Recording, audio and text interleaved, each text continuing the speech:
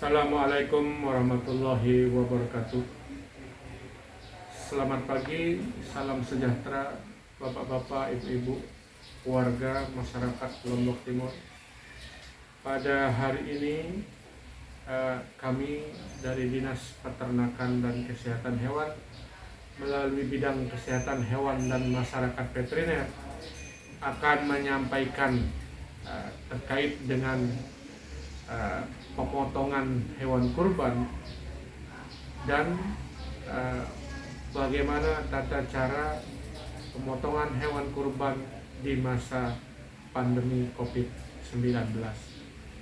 Yang pertama, kami akan menyampaikan terkait dengan kurban.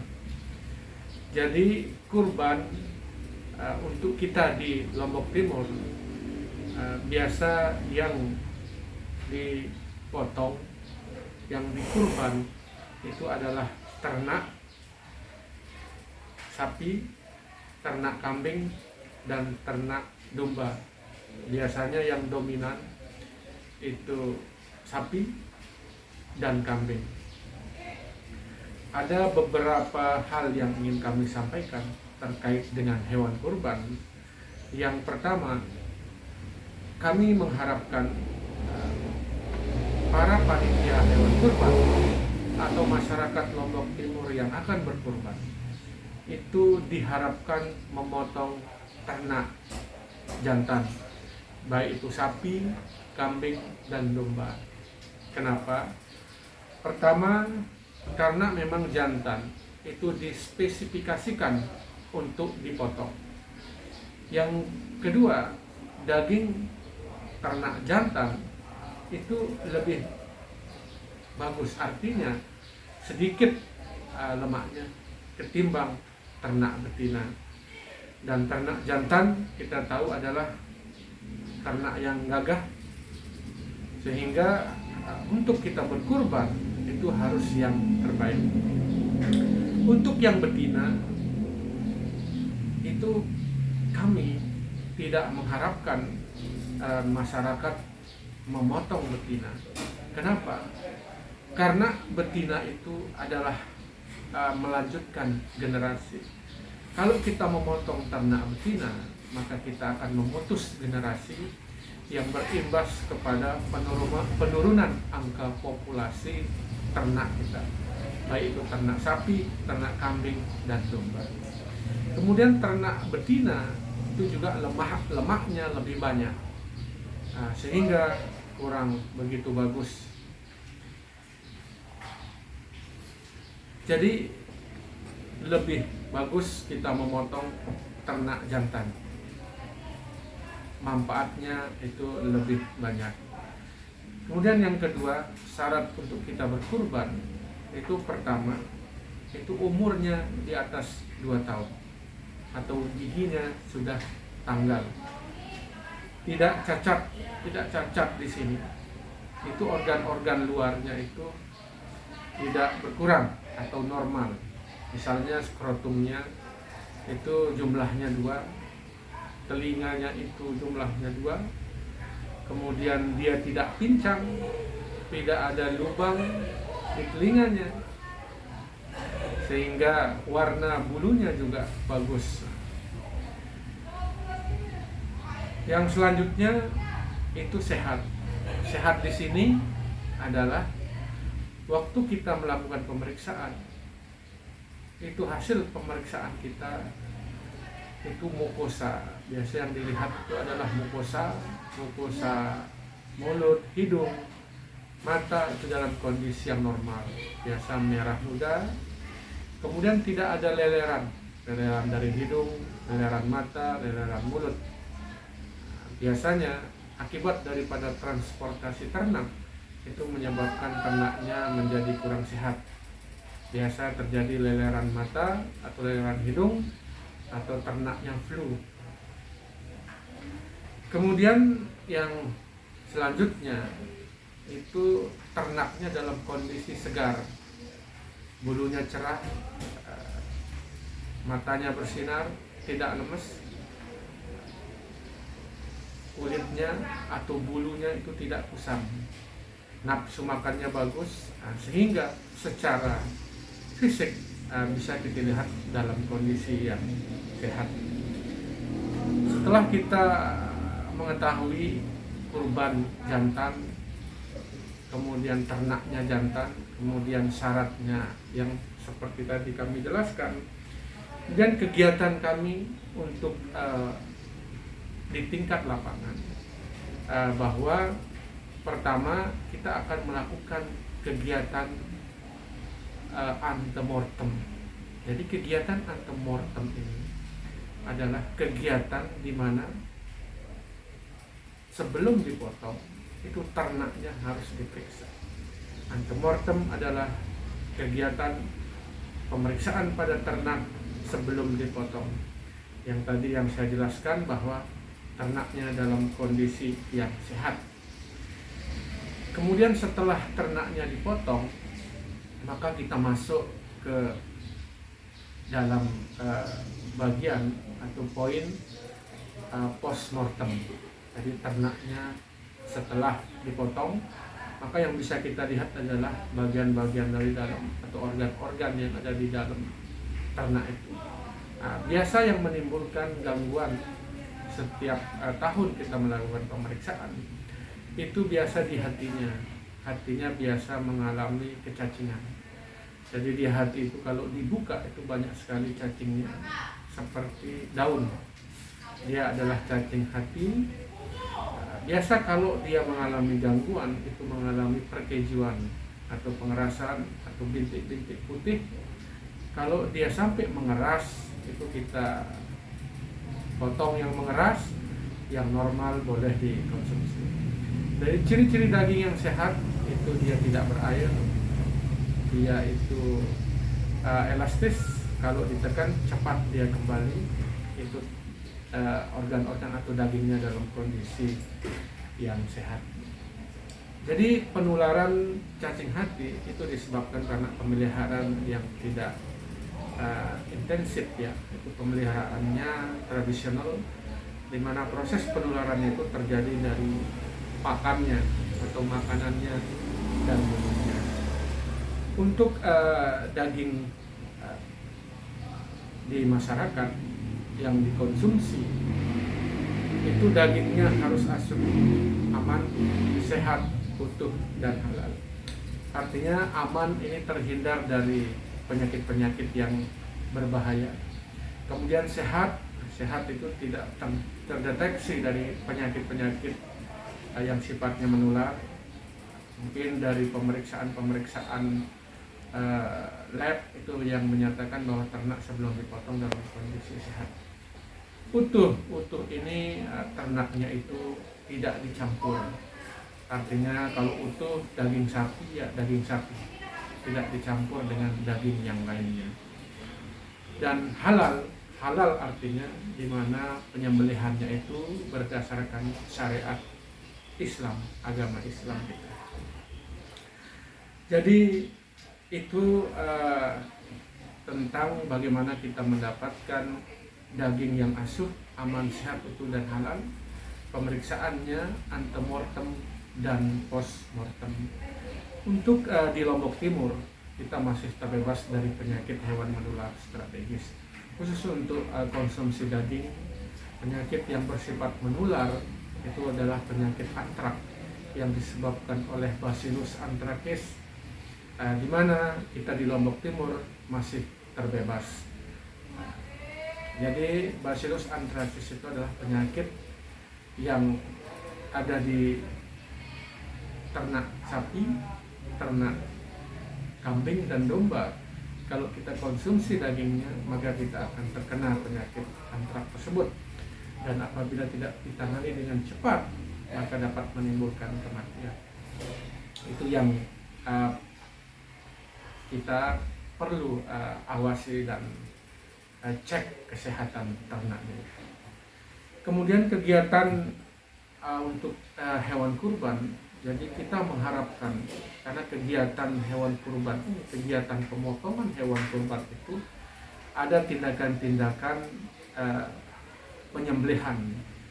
Di sana tindakan-tindakan penyembelihan itu ada unsur kekerasannya, sehingga kami mengharapkan dari Dinas Peternakan dan Kesehatan Hewan untuk melakukan pemotongan hewan kurban itu di areal-areal yang tertutup. Karena kalau kita melakukan pemotongan hewan kurban di jalan di mana darahnya berserakan, kemudian kita memotong, biasanya yang menonton itu anak-anak. Banyak anak-anak dilihat sama anak-anak karena ada unsur yang sifatnya keras dengan menyembelih leher. Itu ada unsur efek psikologis yang ditimbulkan, sehingga kami mengharapkan untuk kegiatan-kegiatan pemotongannya itu harus tertutup. Itu yang sudah melaksanakan itu adalah di Masjid Aimel di dekat pasar, kemudian yang ada di Selong, tapi yang sudah menerapkan itu adalah di Masjid Aimel, di mana ternak-ternaknya itu ditempatkan di luar masjid, pas pemotongannya itu di dalam, sehingga yang dilihat oleh masyarakat atau anak-anak itu adalah dalam bentuk karkas atau daging yang dipotong-potong. Kita mengharapkan bahwa kegiatan hewan kurban ini adalah sebuah syiar agama, tapi untuk tindakan-tindakan yang sifatnya ada unsur-unsur kekerasan mungkin ditutup, sehingga ada sebagian masyarakat kita yang bisa melihat kekerasan, ada yang tidak bisa melihat kekerasan. Kemudian yang selanjutnya kami mendapatkan surat edaran dari kementerian yang ditembuskan ke provinsi, dan kami menerima surat tembusan dari provinsi terkait dengan sosialisasi pemotongan hewan kurban dalam situasi pandemi. Di mana kami bagi dia dalam beberapa poin atau dalam beberapa tempat. Yang pertama adalah di pasar hewan atau tempat jual beli ternak. Kemudian kegiatan hewan kurban di rumah potong hewan ruminansia. Kemudian kegiatan hewan kurban di masjid atau panitia hewan kurban. Kemudian kegiatan pemeriksaan hewan kurban itu di setiap UPT yang ada di Lombok, di kecamatan. Yang pertama adalah di pasar hewan atau tempat jual beli ternak, di mana pasar hewan atau tempat jual beli ternak itu cenderung terjadinya kerumunan. Maka kita mengharapkan itu harus disiapkan tempat cuci tangan atau hand sanitizer. Kemudian setiap pengunjung itu diharapkan menggunakan masker, kemudian dicek suhunya, kemudian mencuci tangan, dan kita mengharapkan para pengunjung itu menjaga kerumunan atau menghindari kerumunan,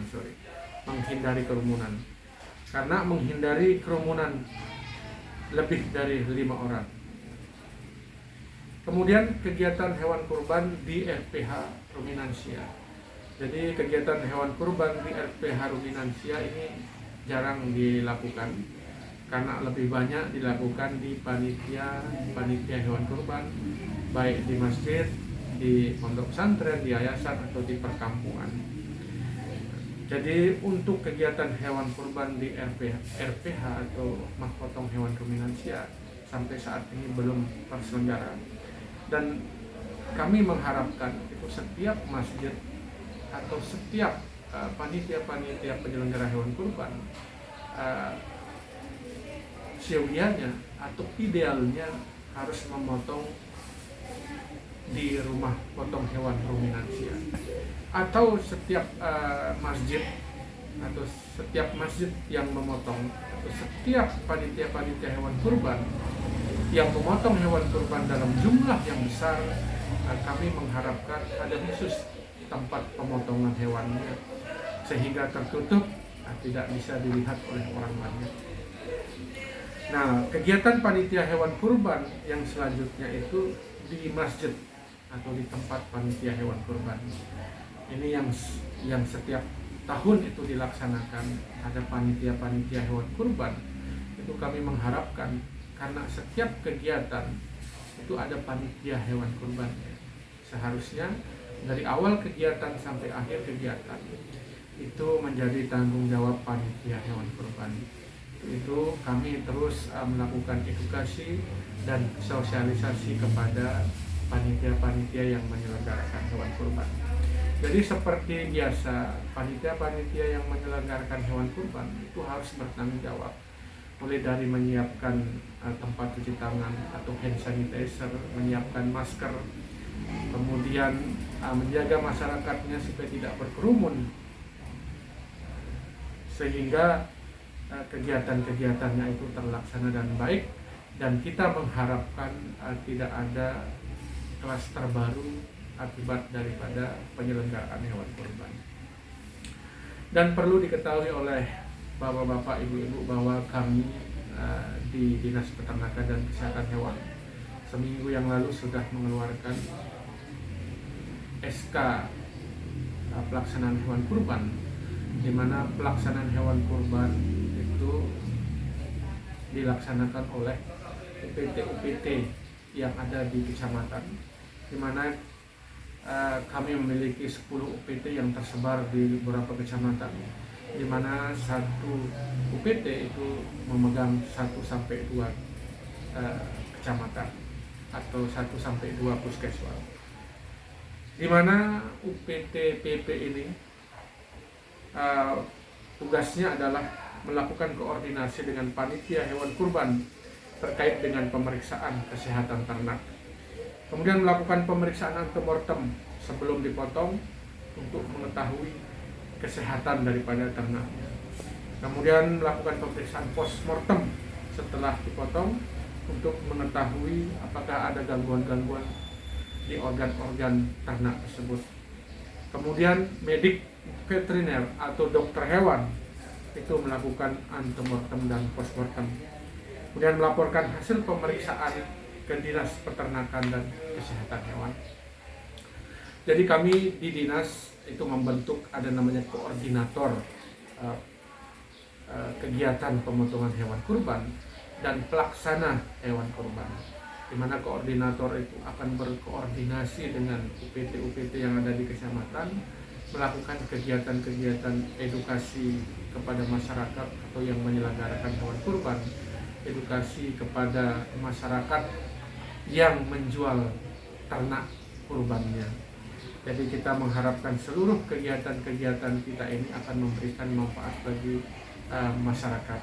Kegiatan hewan kurban di masa pandemi 19 harus kita sukseskan, harus kita jaga supaya tidak menimbulkan kasus-kasus baru terkait dengan infeksi virus corona.